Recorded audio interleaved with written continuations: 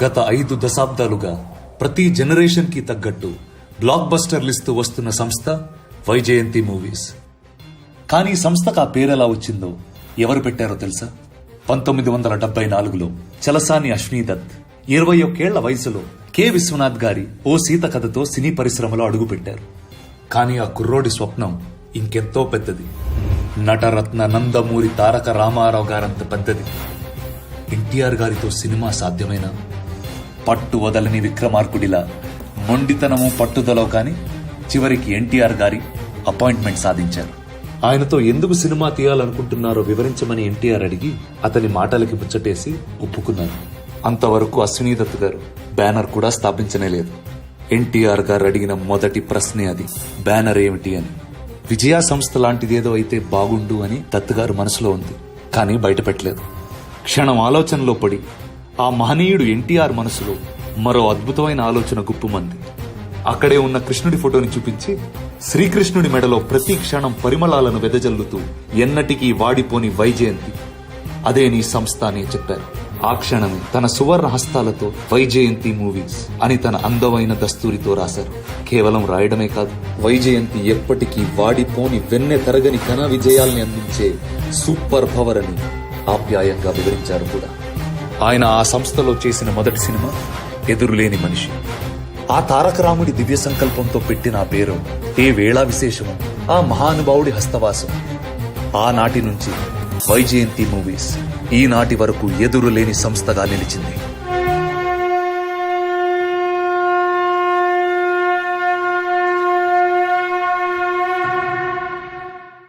Vyjayanthi movies ఎదురులేని మనిషి నుంచి కల్కి 2898 AD వరకు 50 గ్లోరియస్ ఇయర్స్ తెలుగు సినిమా వాడి ఎంత ఉందో రుచి చూపించి భారతీయ సినిమా పరిశ్రమకి వేడి పుట్టించి అటు క్లాస్ ఇటు మాస్ ప్రేక్షకుల నాడి పట్టి బాక్స్ ఆఫీస్లో రికార్డుల పైడి పట్టించినటువంటి సంస్థ Vyjayanthi movies.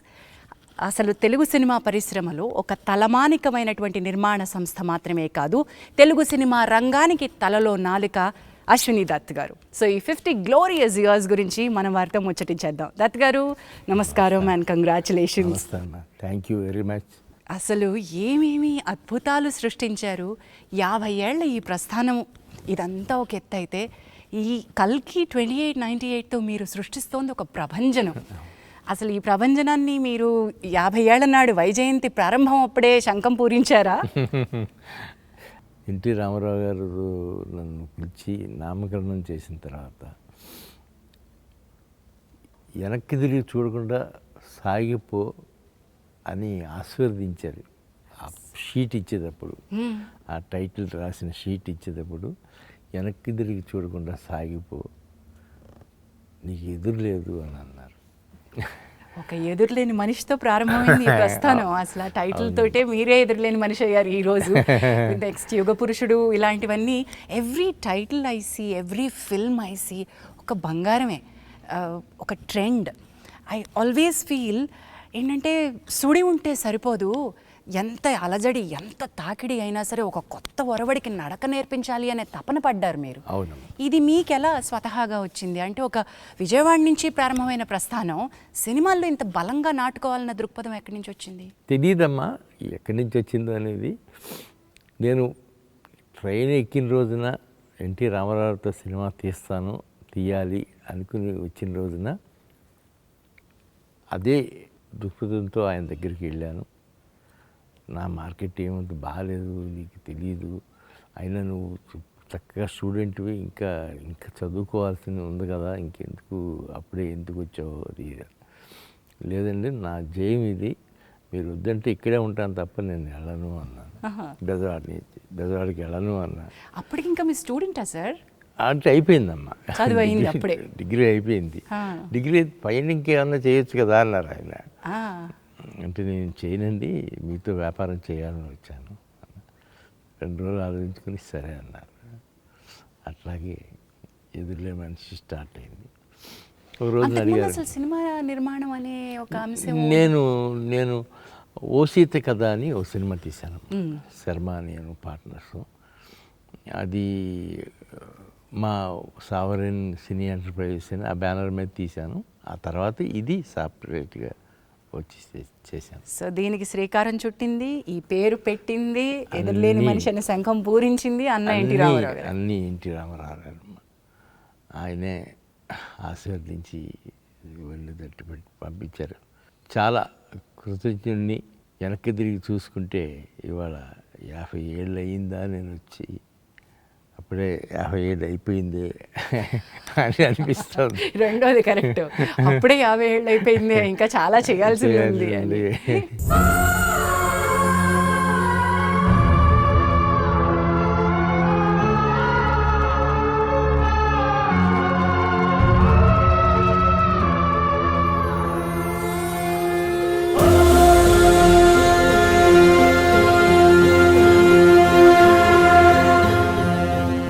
But there so much to learn from Vyjayanthi Movies అండి. ఎందుకంటే మీరు ఒక ఫ్యాంటసీ కొత్త ఒరవడికి శ్రీకారం చుట్టినటువంటిది. అంటే ఒక తెలుగు సినిమా ఇండస్ట్రీకి నిర్మాణం ఎంత ఇంపార్టెంటో చెప్పిన సంస్థ ఇది నా ఉద్దేశంలో. ఎందుకంటే ఒక దర్శకుడి కళ, ఒక కథారచయిత బలం, ఇవన్నీ ఒక ఎత్తు అయితే అది నమ్మి ఆ ఫ్యాంటసీని తెరకెక్కించడానికి కూడా ఒక ధైర్యం కావాలి. What is it behind that fantasy? ఏం నమ్మారు మీరు? నేను అన్న ఎన్టీఆర్ గారితో సినిమా తీయాలి అనుకుని వచ్చాను. ఆయనతో ఫస్ట్ నేను అనుకుంది ఏంటంటే, నాగేశ్వరరావు గారి లాగా ఆయన డాన్సులు అవి చేయట్లేదు, అవి చేస్తే చాలా బాగుంటుంది. అదే చెప్పాను నేను ఫస్ట్ సిట్టింగ్లోనే, మీరు ఒక డాన్స్ అవి చేయాలండి ఈ సినిమాలో, అయ్యే ఉంటే చేద్దాం బ్రదర్ అన్నాను. అలాగే నేను ఏది అడిగితే అదే చేశారమ్మా. ఆ సినిమాలో 5 పాటలు ఎన్నో ఉన్నాయి, 5 పాటల్లోనూ డాన్స్ చేశారు ఆయన. అమోఘం అని ఆయనే అనుకునేవారు. పేరు పెట్టడం ఒక ఎత్తు అయితే మీరు ఏకంగా ఆయన ఫోటోనే వైజయంతిలో కృష్ణుడి అవతారంలో పెట్టేశారు. పెట్టానమ్మా. That is the kind of worship that you had. యుగ పురుషుడు తర్వాత నుంచి మీరు, బాపయ్య గారు, రాఘవేంద్రరావు గారు, ఇది ఒక ట్రయో అయిపోయారు. అవునమ్మా. అది అసలు అద్భుతం. ఎలాంటి సినిమాలు తీశారు సార్. అవునమ్మా. Not just one. ఆ తర్వాత మీ అనుబంధం రామారావు గారితో, నాగేశ్వరరావు గారితో, కృష్ణ గారు, కృష్ణరాజు గారు, సోమన్ బాబు గారు, దాట్ వాజ్ వన్ జనరేషన్. ఆ జనరేషన్ అండ్ మీ అనుబంధం ఒక్కసారి చెప్పండి సార్. నేను రామారావు గారితో తీసినప్పుడు నేను చాలా చిన్నపిల్లండి. కాకపోతే నేను ఆ కాంపౌండ్ నుంచి బయటకు వచ్చేటప్పటికి అంత పెద్దలాగానే అయిపోయాను. అంతా ఎన్టీ రామారావుతో సినిమా తీసిన బ్యానర్ ఇది, ఎన్టీఆర్తో తీసిన బ్యానర్ ఇది అని కృష్ణరాజు గారు కానీ, కృష్ణ గారు కానీ, అందరూ, శోభన్ బాబు గారు కానీ, పెద్ద బ్యానర్లో చేస్తున్నాం మనం అని ఆ తృప్తి నాకు ఇచ్చారమ్మా. మీరు ఏ రోజు తగ్గలేదుగా. నిర్మాణపు విలువల్ని ఎంత ఇంపార్టెంట్గా భావించారో. అంటే నేను కేవలం పెద్ద స్టార్తో సినిమా చేయడం కాదు, వాల్యూస్ కూడా అంత బాగానే ఉండాలని నమ్మారు కదా సార్. ఉండాలి అనుకుని అలాగే అనుకుని చేసామమ్మా సినిమాలు. మొట్టమొదటి సినిమాకి, రెండవ సినిమాకి, ఎదురులే మనిషికి, యుగ పురుషుడికి 2.5 సంవత్సరాల గ్యాప్ వచ్చింది. ఆ గ్యాప్లో విజయవాడ వెళ్తా వస్తాం అనేవాడు. తర్వాత యుగ పురుషుడు స్టార్ట్ అయింది. ఇంకా ఆ తర్వాత ఇక్కడి నుంచి ఎక్కువ గ్యాప్ ఇవ్వడానికి వీల్లేదు అనుకుని పెద్ద ఆయనతోనే అడిగి నాగేశ్వరరావు, కృష్ణ గారితో మొదలుపెట్టి సినిమా తీసాం. When I look back sir, combination సినిమాలు అద్భుతంగా చేశారు సార్.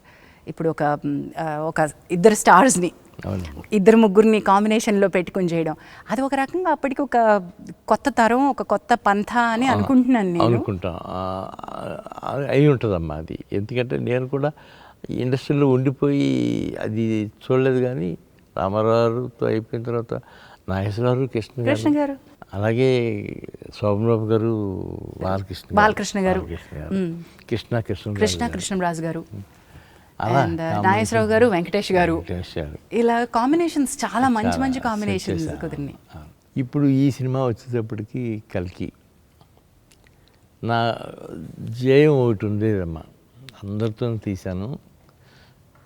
కృష్ణరాజు గారు అబ్బాయితో, ప్రభాస్తో సినిమా తీయాలి అని ఇదే చెప్పాను. నాగి నువ్వు ఆలోచించే స్క్రిప్ట్లో ఎక్కడన్నా ఒకటి ప్రభాస్కి వస్తుందేమో చూడు అని. అదే అనుకుంటున్నాను మావయ్య. నేను ఒక 4 ఏళ్ళ నుంచి నా స్క్రిప్ట్ ఒకటి మైండ్లో ఉండిపోయింది మహానటి తర్వాత. ఇప్పుడు దాన్ని తీసి పొదులు పెడతాను అని చెప్పారు. కథ రెడీ అయింది మావయ్య, ఒకసారి వింటారా అని వినిపించాను. అమోఘం. దీని గురించి ఎదురే ఉంది, వెళ్ళి ఆయనతో చెప్పి చూడు అని చెప్పాను. అట్లాగే వెళ్ళాడు, చెప్పాడు. ఆయన వెంటనే యాక్సెప్ట్ చేశారు. అండ్ నెక్స్ట్ వీక్ బాంబే వెళ్ళటం, ఆయనకి అమితాబ్ గారికి చెప్పటం, ఆయన వినటం, 1-2 సార్లు ఆలోచించుకోవటం, ఎట్లా చేస్తారు ఏంటి అని అడగటం, ఇవన్నీ ఒక 2-3 వీక్స్ ఆయన వెంటనే ఓకే అన్నారు. ఆ తర్వాత ఎప్పటికో కానీ షూటింగ్ స్టార్ట్ అయిన తర్వాత కమల్ హాసన్ గారి గురించి ప్రపోజల్ రాలేదు.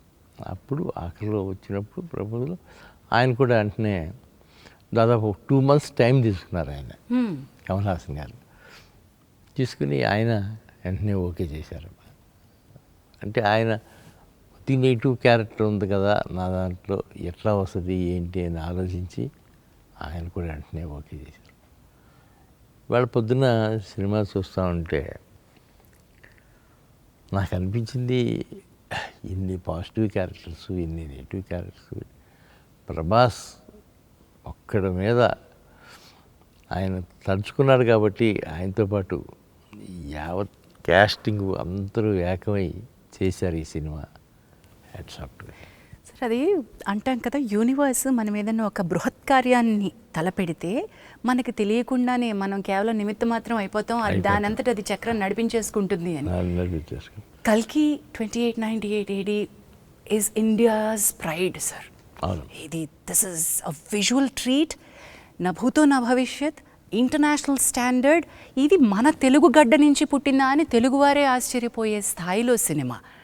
ఇది వైజయంతిస్ 50th year అవ్వడం అనేది యాదృచ్ఛికమో లేదా ఇది ప్లాన్లో తెలియదు, కానీ this is one of the mile stone for Indian cinema according to me sir.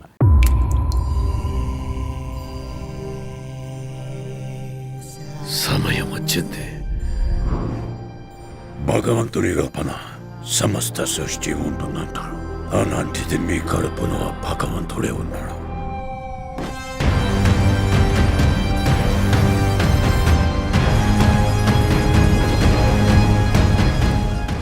రేపటి కోసం ఈరోజు నీ చంపితే రేపేలా ఉంటుంది? నేను కాపాడుతా.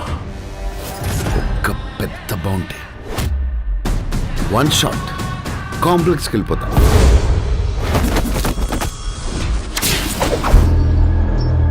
సరే, ఇంక చాలు.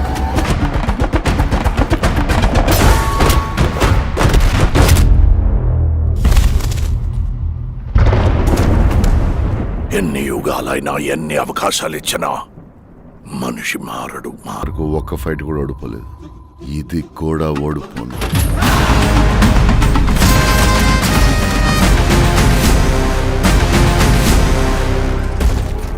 ఈసారి ప్రిపేర్ అయ్యి వచ్చాను. ప్రభాస్ దీని అంతటికీ కారణం ప్రభాస్. ఆయన తర్వాత అమితాబ్ బచ్చన్ గారు, కమల్ హాసన్, దీపార్టెంట్ క్యారెక్టర్ అదొకటి ఉంది. ఆవిడకి వెళ్ళి చెప్పారు, ఆవిడ వెంటనే ఓకే చేశారు. కథ వెంటనే ఈ భలే కథ అండి, ఇది మీరు బాగా ఆలోచించారు, నేను చేస్తాను, చెయ్యాలి ఈ సినిమా. ఇట్ ఈస్ ట్రూలీ మా అందరి, ఇన్ఫ్యాక్ట్ భారతీయ సినిమాకి ప్రైడ్ అని చెప్పినట్టుగా దిస్ ఇస్ అన్ అమేజింగ్ ఫీటే. ఎండ్ టైటిల్స్ చూసి నేను ఆశ్చర్యపోయాను, ఏంటిది ఒక పరిశ్రమ యావత్తు పనిచేసిందా ఈ సినిమాకి, ఇంతమందిని. సార్, ఏ రోజు కొంచెం ఒక చిన్న సంకోచం, ఒక ఏమంటాం, ఒక సందేహం, ఇలాంటివి ఏమన్నా వచ్చినాయా సార్? ఎప్పుడు రాలేదమ్మా. సినిమా మొదలుపెట్టి 3 yearsకి ఫినిష్ అయింది. ఈ 3 yearsలోనూ ఎక్కడా సందేహం కానీ డౌట్ కానీ అసలు ఎక్కడా ఎప్పుడు కలగలేదు. అతను వస్తున్నాడు, కెమెరా సర్దుకుంటున్నాడు, సినిమా షూటింగ్ స్టార్ట్ చేశాడంటే స్టార్ట్ అయినట్టే. అట్లా ఫస్ట్ 6 months షూటింగ్ మొత్తం రామోజీ ఫిలిం సిటీలో చేశాను. ఆ తర్వాత ఈ ఫ్లోర్ వచ్చి ఇక్కడ సెట్ చేసి ఇక్కడ ఈ ఫ్లోర్ చూసి నెక్స్ట్ ఇక్కడే షిఫ్ట్ అయిపోదాం అని చెప్పి మిగతా 2.5 సంవత్సరాలు ఇక్కడే తీసాం సినిమా. మొత్తం ఈ స్టూడియోలోనే అయిపోయిందమ్మా. But what we see is, అంటే మీరు ఈరోజు చెప్తున్నారు, అది మీ ఏమంటారు దాన్ని, మీ హంబుల్ నేచర్, మీ హ్యూమిలిటీ అనాలి నేను. ఇది ఒక పెద్దది నేను చేస్తున్నాను నేను అనేటువంటి ఒక దాన్ని తీసి ఇది మేము చేసాము అని మీరు క్రెడిట్ పక్క వాళ్ళకి ఇస్తున్నారు, టీంకి ఇస్తున్నారు చూసారా. That is your humility sir. నిజమమ్మా, ఇదంతా టీం వర్కే, నాది ఏమీ లేదమ్మా. నేను మొదటి రోజున అమితాబ్ బచ్చన్ గారిని, ప్రభాస్ గారితో పాటు అందరినీ కలిశాను. ప్రభాస్ని నమ్ముకుని ఉన్నాం, ఈ సినిమా మొత్తం ఆయనే నడిపిస్తాడు అనుకుని ఆయన మీదే అప్పచెప్పాం. అలాగే రిజల్ట్స్ కూడా ఇవాళ దానికి అనుగుణంగా వచ్చింది. Amazing, sir. Congratulations. And today you're 1,000 crore club సినిమాలో ఉన్నారు.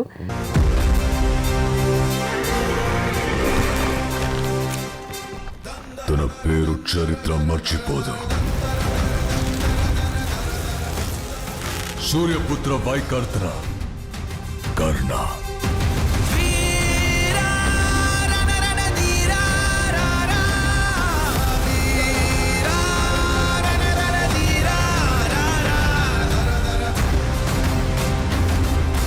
The kind of budget, the kind of expanse, అంటే దానికి ఉన్నటువంటి సామర్థ్యం ఏంటో ఈ సినిమా రుజువు చేస్తుంది. ఎంత పెట్టాలో, ఎంత తీసుకెళ్లాలో అనేటువంటి స్కేల్స్ని.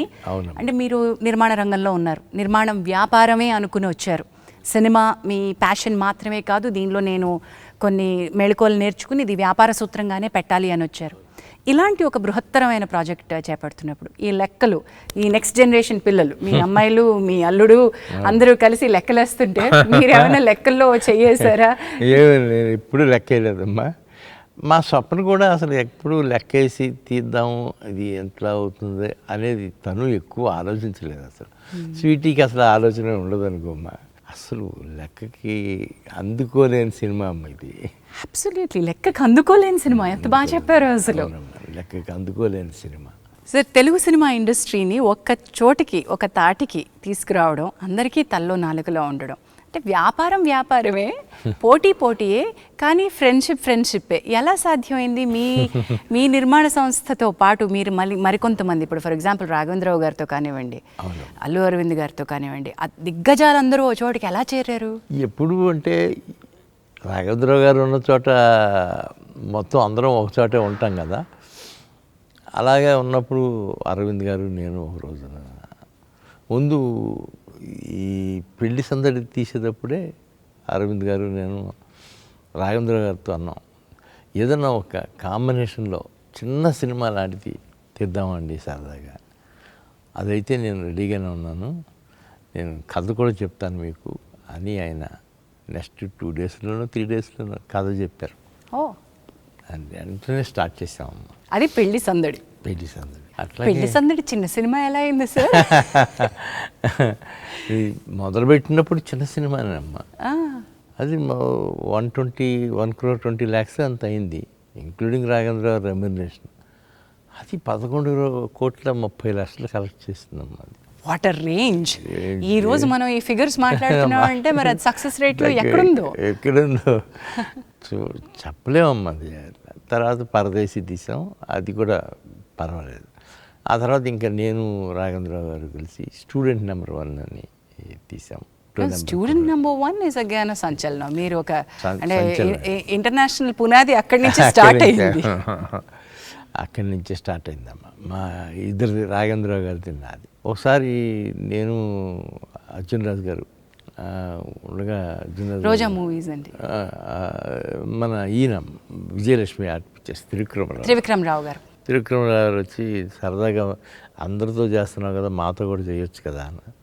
అలాగేనండి చేద్దామని నేను, త్రివిక్రమరావు గారు, దేవివర్ ప్రసాద్ కలిసి అమరాజీనామా. ఇది చూడండి, అంటే మనం సినిమా గురించి మాట్లాడినప్పుడు నిర్మాతలు ఒక్క చోటకి రావడం ఏంటి, ఒక స్నేహపూరిత వాతావరణంలో వ్యాపారం చేయడం.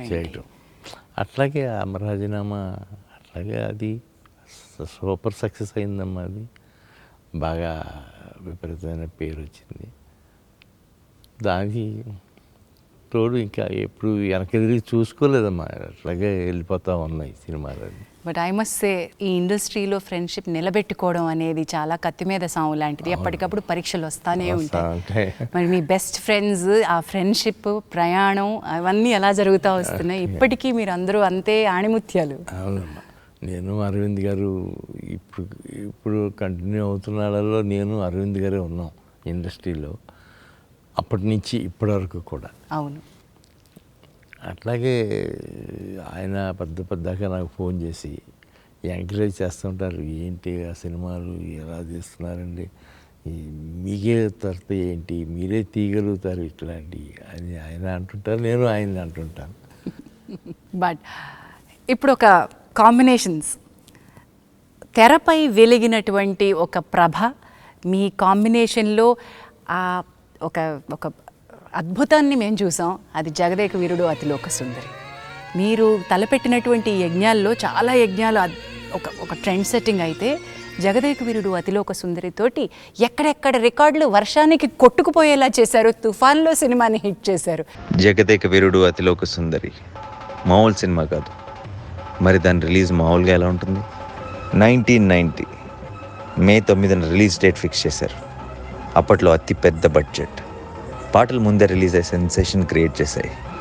అన్నీ బాగున్నాయి అనుకుంటున్న టైం, సరిగ్గా అదే టైంకి అంటే 6వ తారీఖున తుఫాను వార్తలు మొదలు. సినిమా ప్రింట్స్ కూడా ఎలా పంపాలో తెలియని పరిస్థితి. భారీ వర్షాల దెబ్బకి ఎక్కడ ట్రైన్స్ అక్కడ ఆగిపోయాయి. చెట్లు, కరెంట్ స్తంభాలు కూలిపోయి మొత్తం రాష్ట్రం అతలాకుతలం. ప్రింట్స్ పంపడం ఎలా? కానీ రిలీజ్ అవ్వకూడదు. తుఫాన్ని ఎదిరించి చెప్పిన డేట్కి రిలీజ్ చేయాలని పట్టు.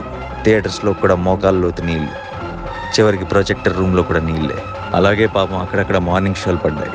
అన్ని అంచనాలున్న అంత భారీ సినిమా కళ్ళ ముందు భవిష్యత్ నీటి పాలైపోతుంది.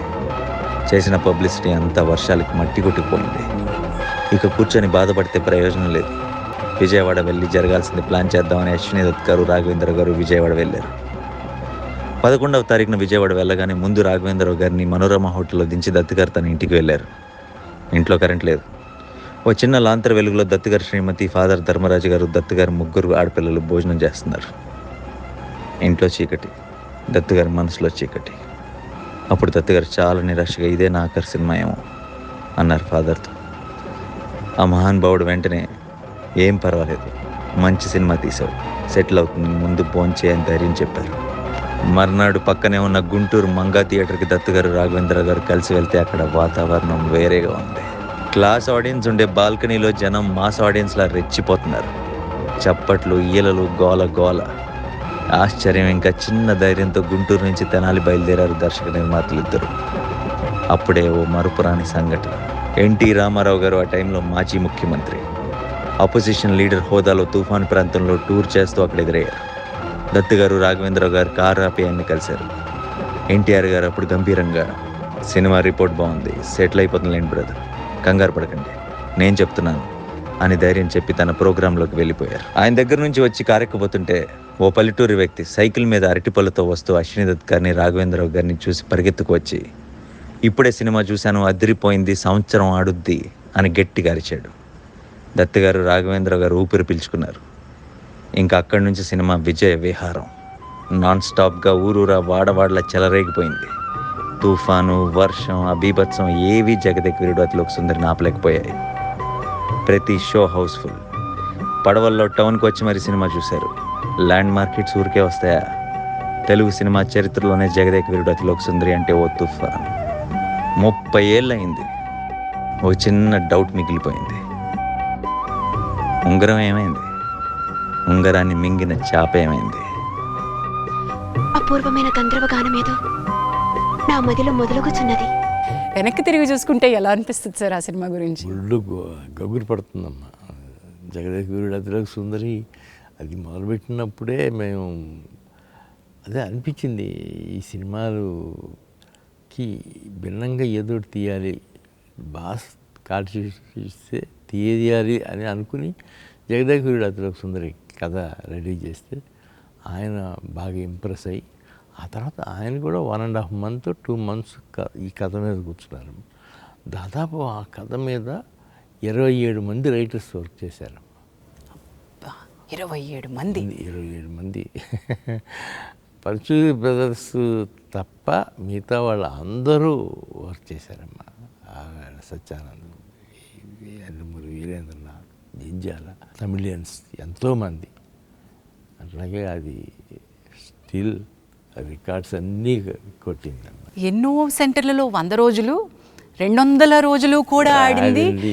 థియేటర్లో మోకాల వరకు నీళ్ళల్లో కూడా కూర్చుని చూసారంటే, ఒక తుఫాను ఆంధ్రప్రదేశ్ని వణికిస్తున్నా సరే ఎంటర్టైన్మెంట్ అది ఇచ్చిందంటే ఎంత గొప్పతనం అది, ఎంత గొప్పతనం. అలాగే అప్పటి నుంచి మొదలయ్యి చిరంజీవి గారికి నాకు ఎనలేని ఫ్రెండ్షిప్ అది. వెళ్ళలేని ఫ్రెండ్షిప్ అంటాను సార్ నేనైతే. వెళ్ళలేని ఫ్రెండ్షిప్ నిజంగా అండి. 4 సినిమాలు చేసామమ్మా. 3 సినిమాలు అయితే అసలు అమోఘం. జగదేక వీరుడు, చూడాలని ఉంది, జై ఇంద్ర, అమ్మ ఇంద్ర, ఈ 3 ఆణిముత్యాలు. తర్వాత జై చిరంజీవి, అది కూడా బాగానే. Yes, with the range that the films have, అంటే మీరు ఎంత హంబుల్గా ఎలా ఉండగలుగుతారా అని నాకు ఎప్పుడూ ఆశ్చర్యంగా ఉంటుందండి. ఒక స్థాయిలో, పతాక స్థాయిలో మీరు రికార్డులు చూశారు, అంతే స్థాయిలో సింపుల్గా ఈ సినిమా ఆడలేదు అనే అంత సింపుల్గా తీసుకోగలిగారు. ఎలా తీసుకున్నారు మీ కొన్ని బాక్స్ ఆఫీస్ దగ్గర అనుకున్నంత సాధించని సినిమాల్ని? నాకు ముందే కొద్దిగా సినిమా మొదలుపెట్టగానే కొంతకాలం అయిన తర్వాత అనుమానం వస్తుందమ్మా, ఏదో కొద్దిగా మన టేస్ట్లో లేకుండా పక్కకి వెళ్తూ ఉంది అని. అలాంటప్పుడు అది మెంటల్గా ప్రిపేర్ అవుతాను నేను కూడా ముందుగానే. ఓహో, ఇది మన దారిలో లేదు, దీనికి ఖర్చు అంటే ఇవాళ ఖర్చు అదుపు చేయలేము, దీన్ని అలా వదిలేసేయటమే తప్ప మనం చేయగలిగింది ఏమీ లేదు అని అనుకుంటాం. సో ముందే ప్రిపేర్ అయిపోయారు కాబట్టి అది బాక్స్ ఆఫీస్ దగ్గర దాని నంబర్స్, దాని రాబడులు ఎఫెక్ట్ చేయలేదు మిమ్మల్ని? చేయలేదమ్మా. బాగా వర్స్ట్ అయ్యాం లేదు, మనం కూడా సినిమాల మీద సినిమాలు తీసి ఒక 2 years 3 years రెస్ట్ తీసుకుందాం అని అనుకున్నా. ఆ టైంలోనే మా పిల్లలు వచ్చారు. వాళ్ళు వచ్చి కరెక్ట్గా ఎవడే సుబ్రహ్మణ్యం సినిమా స్క్రిప్ట్ తీసుకొచ్చారు, ఈ సినిమా తీయాలి అని. నాగి చూడండి అమ్మా, ఇప్పటికీ మీరు కూడా నాలాగానే చిన్న చిన్న అకౌంట్లు అప్పటికి వీళ్ళు స్టార్ట్ చేసి సినిమా ఇండస్ట్రీకి మీరు మీట్ అయిపోయారు వాళ్ళు కూడా. వెన్ దే స్టార్టెడ్ చాలా డిఫరెంట్ సినిమా తీశారు. ఇప్పుడు బాణం వాజ్ అన్ అమేజింగ్ ఫిల్మ్, నాకు ఎంత ఇష్టమో బాణం. సీతారామం కూడానమ్మా వాళ్ళు తీసుకొచ్చి నాకు అప్పచెప్పిన స్క్రిప్టే. డాడీ హను బాగా చెప్పాడు డాడీ, విన్నాను, నిజంగానే అందులో విషయం ఉందమ్మా, కూర్చుంటే మనకు వర్కౌట్ అవుతుంది అని ఒక 2-3 months వరుస పెట్టి కూర్చున్నాను నేను హాను. అందుకనే అది ఆ సినిమా ఆ షేప్కి వచ్చింది.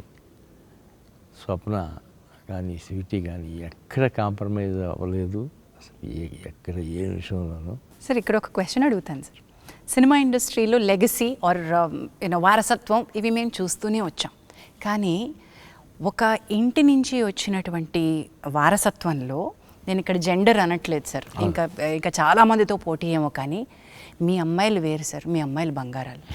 The way that they have పుణికి పుచ్చుకోవడం, అంటే వ్యాపార సూత్రాలని, ఏ సినిమాకి ఉన్నటువంటి కళాత్మకతని, వ్యాపార సూత్రాలని వీళ్ళు సంగమించి మేళవించినట్టు నాకు తెలిసి ఇంతవరకు జరగలేదేమో అనుకుంటున్నాను సార్. నేను అదే అనుకుంటానమ్మా, ఖచ్చితంగా నేను అదే ఫీల్ అవుతాను. నా పిల్లలు కదా వీళ్ళు ఎంత కష్టపడుతున్నారు. ఈ కల్కికి అయితే 3 years నాన్ స్టాప్గా కష్టపడ్డారు. హ్యాట్స్ ఆఫ్ టు దెమ్ అని అనిపించింది. అది ఎవడే సుబ్రహ్మణ్యంతో ప్రారంభమై ఉండాలి. అంటే ఆ గురి, పిల్లలు వాళ్ళ అభిరుచి, నాగి కుటుంబంలోకి అల్లుడై రావడం, అక్కడి నుంచి ఒక దిశ మారింది అనుకుంటున్నాను నేను. జాతిరత్నాలు తీసేటప్పుడు కూడా వాళ్ళిద్దరూ నాగితో కలిసి తీశారు మా జాతిరత్నాలు అనేది అసలు ఎలాంటి సినిమా అమ్మా అది కూడా. సార్ అది కోవిడ్ తర్వాత తెరలు తెరుచుకుంటే మళ్ళీ ఒక తెరలుగా నవ్వి రికార్డులు తెరలుగా మళ్ళీ రాసుకోవచ్చు అన్నట్టుగా తయారైన సినిమా. I was so proud of Jathi Ratnalu Dutt garu. I can't tell you, థియేటర్కి వెళ్ళి కూర్చుని ఏడ్చాను నేను. ఆ సినిమా నవ్వించిన సినిమా అయినా కూడా ఐ వాజ్ క్రైయింగ్. ఎందుకంటే మళ్ళీ ఇలాంటి రోజు మనం సినిమా ఇండస్ట్రీ చూస్తుందా, థియేటర్కి జనాలు వచ్చి కూర్చోగలిగే రోజు ఒక పాండమిక్ తర్వాత జరుగుతుందా అనుకున్నాం. మనం ఇప్పుడు మహానటికి వద్దాం. This is again Indian cinema's pride. Today మేము కల్కి గురించి ఎంత గర్వంగా చెప్పుకుంటామో, ఒక మహానటి, ఒక సీతారామం, వీటి గురించి కూడా చెప్పుకోవాలి. మహానటికి ముందు, మహానటి తర్వాత నేను అనేంత స్థాయిలో సినిమా తీశారు సార్. అవునమ్మా, that is always a pride. మీకు ఎలా అనిపిస్తుంది సార్ ఈ సినిమా వెనక్కి తిరిగి? నిజంగానమ్మా, ఆ 2 సినిమాలు కూడా మహానటి, సీతారామం, ఆ 2 గ్యాప్లో తీయటం కాదమ్మా. అసలు సినిమా అంటే ఇదేనేమో అన్న లెవెల్లో తీసింది. వీళ్ళు ఇలా కాక ఇంకో రకంగా సినిమా తీయలేరా అనిపించింది సార్. ఏంటి సింపుల్గా వీళ్ళు సినిమాలు చేయలేరా అని. చాలా చాలా గొప్పగా తీస్తే సినిమాలమ్మా 2. ఒక విషయం చెప్పండి సార్, ఒక సూత్రం, వ్యాపార సూత్రం, మనం కమర్షియల్ ఎలిమెంట్, ఇదిగో ఇంత పెడుతున్నాం, ఇంత వస్తుంది, దీనికి ఎంత మనం చేయాలి అనే లెక్కలేవో ఉంటాయి కదా. ఈ పిల్లలు కళల కంటెంటే ఒక dream beyond Indian screens content మీకు ఎలా అనిపించేది? నేను ఎక్కడ వీళ్ళకి పబ్లిసిటీలో కానీ బడ్జెట్లో కానీ రిస్ట్రిక్షన్స్ పెట్టలేదమ్మా.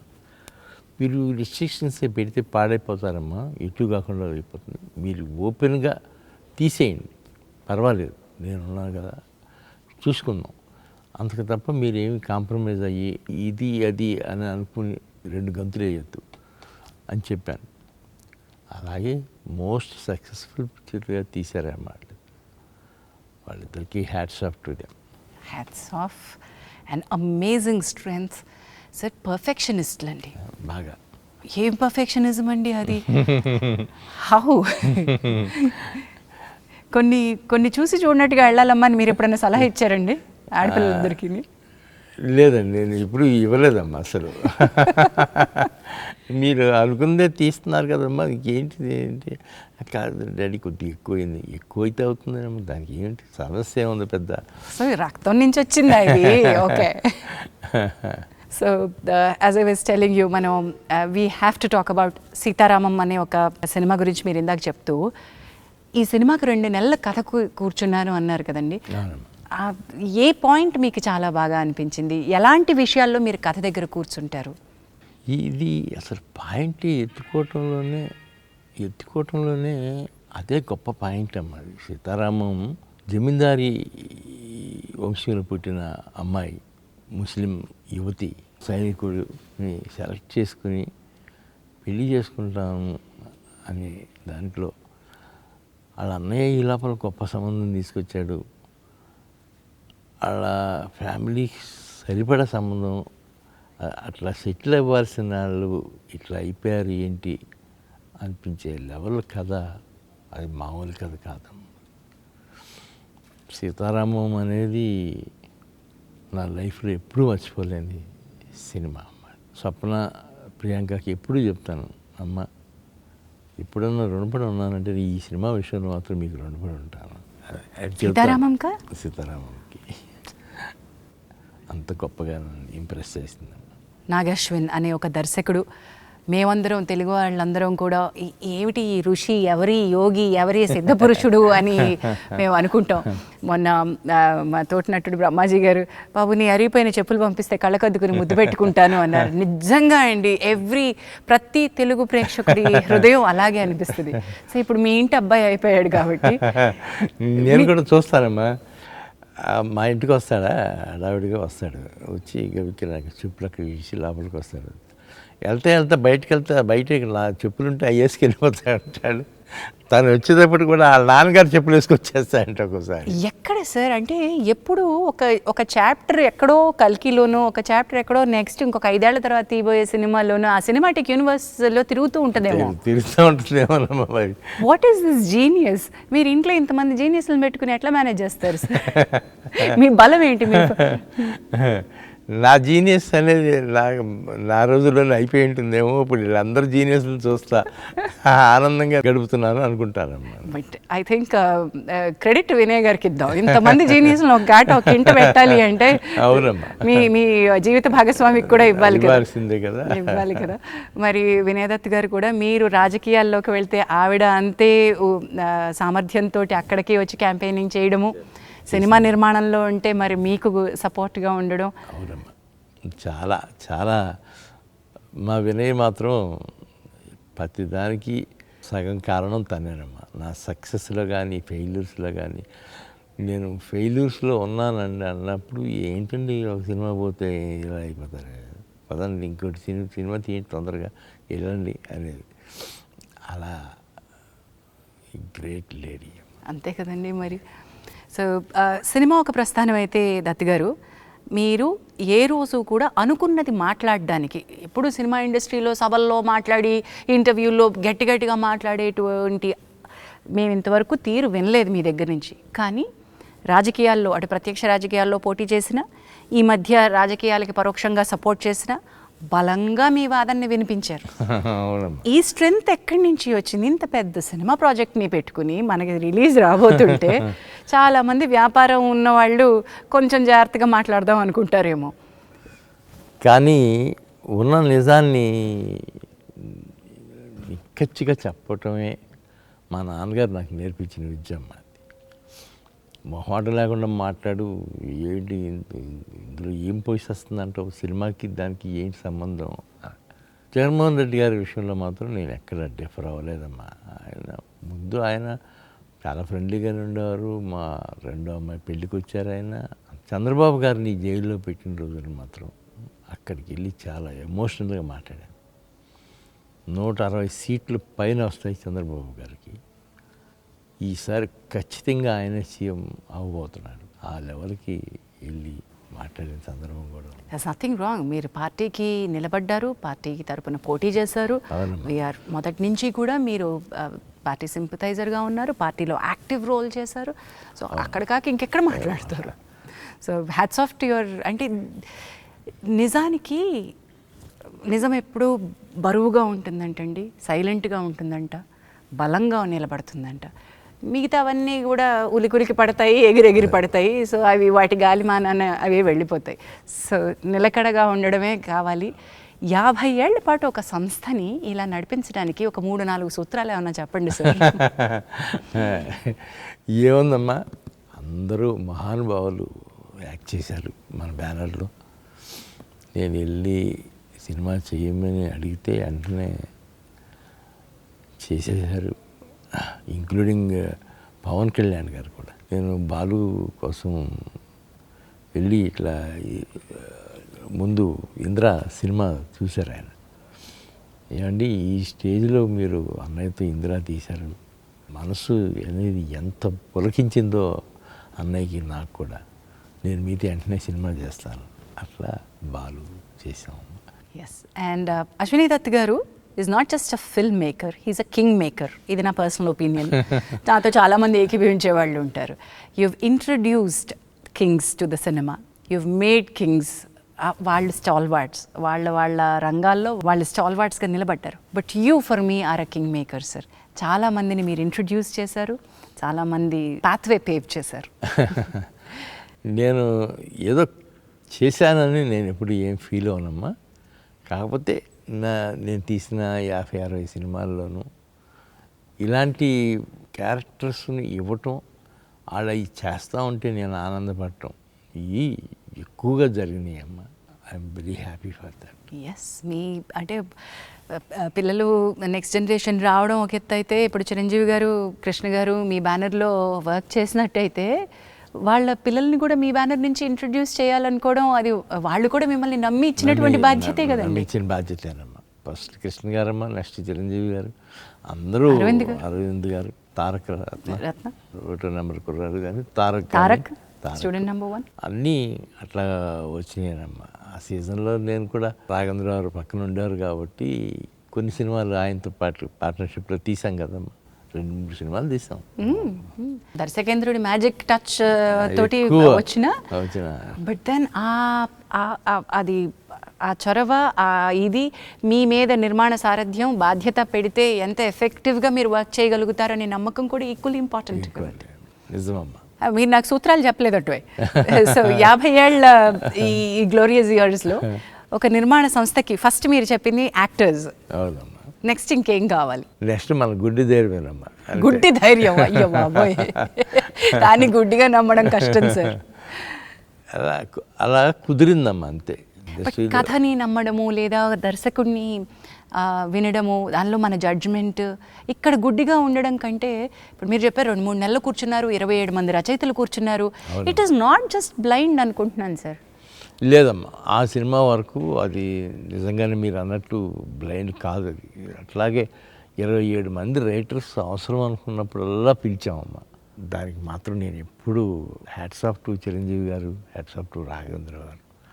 వాళ్ళిద్దరూ దాదాపు 3 months నా అపార్ట్మెంట్, మద్రాస్ అపార్ట్మెంట్లో వీళ్ళందరినీ కలిసి కూర్చొని వండుతుంటే అది కదా సినిమా అంటే గొప్పతనం అది అనిపించిందమ్మా.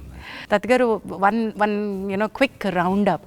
టుడే కల్కి 2898 AD, ఇది కలికాలం. ఎప్పటి వరకు కల్కి ఎప్పుడు వస్తారో తెలియదు, కానీ మా అందరికీ కూడా ఎదురు చూపులు వదిలేసి వెళ్ళిపోయారు.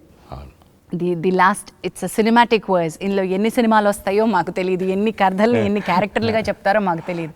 బట్ మేము చూడాలనుకుంటున్న ఇమ్మీడియట్ నెక్స్ట్ భాగం సంగతి ఏంటి? దాని నుంచి మాకు ఏమైనా కొంచెం ముందు తురుపు ముక్కలు వదులుతారా? దాని నెక్స్ట్ భాగం రెడీగానే ఉందమ్మా. ఈ ఇయర్ ఎండింగ్కి రెడీ అవుతుంది అది. సో వాట్ ఈస్ ప్రాజెక్ట్ కే అని మొదలుపెట్టారు. ఆ ప్రాజెక్ట్ కే అనే ఆసక్తిని కలిగించి ఇప్పుడు కల్కి నెక్స్ట్ ఏమవుతుంది అనే ఆసక్తిని రగిలించి వాట్ ప్రభంజనాలు సృష్టిస్తున్నారో, దీని సామర్థ్యం ఇంకా ఎంత ఉందో మనం వేచి చూడాల్సిందే. వైజయంతి మూవీస్ పేరు పెట్టింది ఎన్టీ రామారావు గారు. వారు మీకు ఆల్మోస్ట్ గురు సమానులు, దైవ సమానులు అనే మీరు అంటారు. మరి మీకు తల్లిదండ్రుల బలం కూడా ఎక్కువ ఉంది. నాన్నగారు ఆశీస్సులతోటి వారి ప్రెజెన్స్ అని వేసి ప్రతిసారి దాని తర్వాత వచ్చే టైటిలే నాన్నగారికి. ఆయనకి ఎప్పుడు క్రెడిట్ ఇస్తారా మీరు? ఎప్పుడు నాన్నగారు గురించి నేను మర్చిపోలేనమ్మా. ఆయన లేకపోతే నేను లేను కదా. ఒక్కగానొక్క కొడుకుని అని అల్లారు ముద్దుగా పెంచారు. నేను ఈ సినిమా రంగంలోకి వెళ్తాను అన్నప్పుడు ఆయన మనసు కొద్దిగా బాధపడి ఉంటుంది. వారు అప్పటికి ఏ రంగంలో ఉన్నారండి? అప్పుడు ఆయన ఎలక్ట్రికల్ కాంట్రాక్టర్. వారు వ్యాపార రంగంలోనే ఉన్నారు. వ్యాపార రంగంలో కూడా మంచి రంగంలో ఉన్నారు. ఆ తర్వాత నా దగ్గరికి వచ్చేసారు, ఇక నాతో పాటు ఉండేవారు. సినిమా గురించి ఏమీ తెలియని ఒక కుటుంబం నుంచి మీరు ఏ కళని మోసుకుంటూ హైదరాబాద్ వచ్చారు సార్? విజయవాడ నుంచి చెన్నై ఎలా వెళ్ళారు? నిజమేనమ్మా, అది నాకే ఆశ్చర్యం అనిపిస్తుంది. నేను చూసే సినిమాలు లైబ్రరీ లాగా వాడుకుని వీటిలో నుంచి వచ్చాను. రామారావు గారిని నాగేశ్వరరావు గారి లాగా డ్యాన్స్ చేయించాలి అనుకునే దీంతో వచ్చి సినిమాలు తీయటం అంటే జోక్ కాదు కదమ్మా. అండ్ దానికి తోడు మీ తల్లిదండ్రులు మీరు ఒప్పించి రావడం, దీనిలో వ్యాపారంలో డబ్బులు పెడతారంటే, పైగా సినిమా అనగానే కొంచెం కంగారు ఉంటుంది. పడతారు అసలు. అలాంటిది మా నాన్నగారు కొద్దిగా హెసిటేషన్గా ఉంటే మా అమ్మగారు ఏం లాభం లేదు, వాడు ఏం చెబితే అది చేయాల్సిందే, మీరు ఒక సినిమా చేస్తారు ఏమవుతుంది, తీయించండి పోనీ అని గట్టి పట్టింది మా అమ్మ. ఇంకా అలాగే ఒక సినిమా అంటే ఎక్కడ ఆగుతుందమ్మా అది. అలాగే ఎదురులేని మనిషి దగ్గర నుంచి ఆయన కూడా ఇంప్రెస్ అయిపోయారు మా ఫాదర్. సో తర్వాత సినిమా నిర్మాణంలో వారేమన్నా ఎప్పుడన్నా ఒక సలహా ఇవ్వడమో, లేకపోతే మీకు ఏమన్నా పాలు పంచుకోవడం ఎప్పుడు ఉండేదమ్మా, డిస్కషన్ జరుగుతూ ఉండేది. చాలా బాగా తీశారు, ఇది ఒకటి ఈ కొద్దిగా అది జాగ్రత్త పడి ఉంటే పోయేదిరా, రావేసిందాం, సరేలే ఏముందిలే మళ్ళీ ఇంకో సినిమా తీస్తాం. రావచ్చమ్మా, మంచి సినిమా సార్, మంచి సినిమా, నాకు చాలా ఇష్టమైన సినిమా.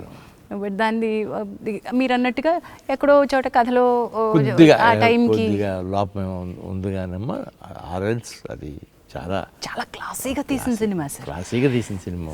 మీరు ఏ లెవెల్ని, సినిమా స్థాయి ఎంత పెట్టాలో దానికి ఏ రోజు తగ్గించలేదు. ఇన్ఫ్యాక్ట్ సినిమా స్థాయిని ఎప్పటికప్పుడు అలా పెంచుకుంటూ వచ్చారు sir. The way that you made films, you believed, మీరు కథని నమ్మారు, మీరు దర్శకుడి యొక్క విజన్ని నమ్మారు, ఆ స్టార్ యొక్క వాల్యూస్ని ఏమాత్రం తగ్గించలేదు. అదే మీ బలం అనుకుంటాను సార్. నిజమేనమ్మా, నేను కూడా వెనక్కి తిరిగి చూసుకుంటే నా సినిమాలు అన్నీ మిగతా సినిమాల కంటే చాలా డిఫరెంట్గా ఉంటాయి. మిగతా ప్రొడ్యూసర్స్ తీసే సినిమాల కంటే మరి నా అదృష్టం అనుకోవాలా, లేకపోతే నేను సెలెక్ట్ చేసిన విధానం ఏంటో తెలియదు, కానీ దత్ సినిమా వస్తుంది, అమ్మయ్య కాలక్షేపం జరిగిపోద్ది, సమ్మర్లో కానీ వింటర్లో కానీ ఎక్కడైనా సరే అనే మాట ప్రేక్షకులు ఒక సరికొత్త. కొన్ని సినిమాలు థియేటర్లోనే చూడాలి. So this is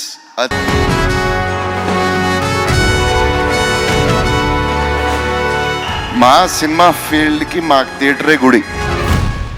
entertainment is not a business, the business of entertainment is prime. అంటే అది ఎలాగా చెప్పాలి ప్రేక్షకులకి? మీరు ఒక పంటనిచ్చారు.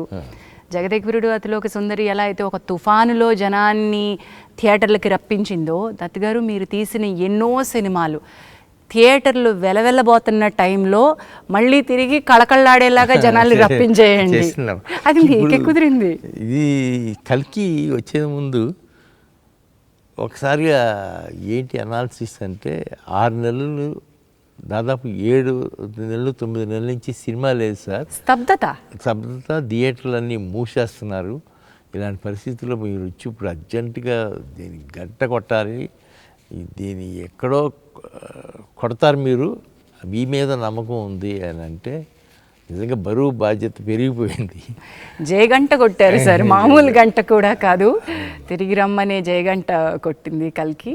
అండ్ విజయ ఘంటా పదంలోకి దూసుకెళ్ళిపోతుంది. ఇంకా ఎక్కడికి వెళ్తుందో, దీని సామర్థ్యం ఎక్కడుందో అన్న తెలియదు, ఇప్పట్లో ఏమీ తెలియదు. ఇవాళ సడన్గా ఇవాళ ఏమైనా తగ్గుతాయి అనుకుంటే నిన్న బాగానే ఉంది, ఇవాళ మళ్ళా బాంబే నుంచి ఇక్కడి నుంచి ఎక్కడి నుంచి అదే ఫోన్లు అయ్యే కనెక్షన్స్ మారుమోగిపోతూ ఉన్నాయి.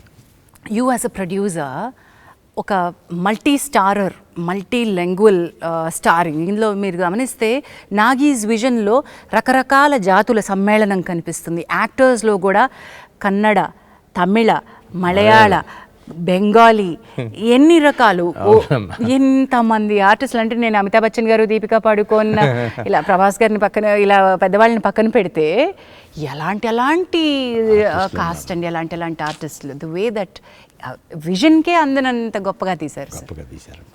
అది entire credit goes to Nagi and my 2 daughters.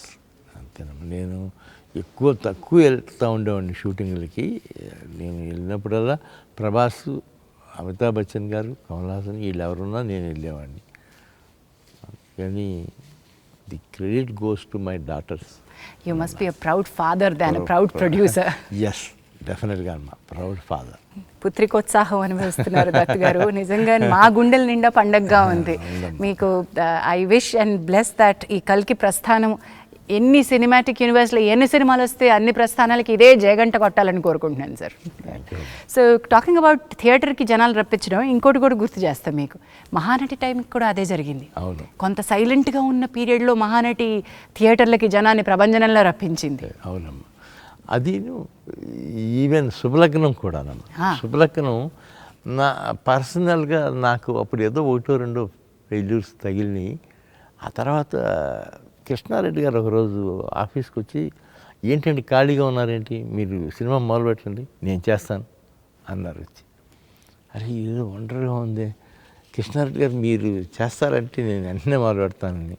వెంటనే మొదలు పెట్టామమ్మా. శుభలగ్నం కథ చెప్పి వెంటనే ఆయన సినిమా తీసిచ్చారు. అది అందుకని కృష్ణారెడ్డి గారు ఒకటి నేను ఎప్పుడూ మర్చిపోతాను. సో దాట్ ఈస్ ఆల్సో మీరు అప్పటి వరకు చేసిన సినిమాలన్నీ ఒక ఎత్తు అయితే, శుభలగ్నం కూడా ఒక చిత్రమైన ఫ్యామిలీ జానర్లో వచ్చిన సినిమా. అలాంటివి ఎప్పుడు అసలు రాలేదమ్మా, ఎప్పుడు చేయలేదు కదా ముందు. తర్వాత మళ్ళీ చేశారో లేదో తెలియదు కానీ తర్వాత కూడా చేయలేదు అమ్మా. ఎక్కడో చోట చిన్న ఫ్యాంటసీనో లేకపోతే స్కేల్ ఎక్కువ ఉన్న సినిమా మీది. సినిమాకి నార్మల్ కథ నార్మల్గా ఉంటే మీకు ఆనవేమో అనుకుంటూ ఉంటాను సార్ నేను. ఒక స్థాయి పెద్దగా ఉండాలి దానికి. దెన్ ఆల్సో అదర్ లాంగ్వేజెస్ గురించి మాట్లాడుకుందాం. మీరు కేవలం తెలుగు ప్రొడ్యూసర్గా ఆగిపోలేదు, మీ సినిమాలు అదర్ లాంగ్వేజెస్లో మీరే తీశారమ్మా. నేనే తీశాను. అవన్నీ కూడా బాగానే సక్సెస్ఫుల్గానే రన్ అయినాయమ్మా.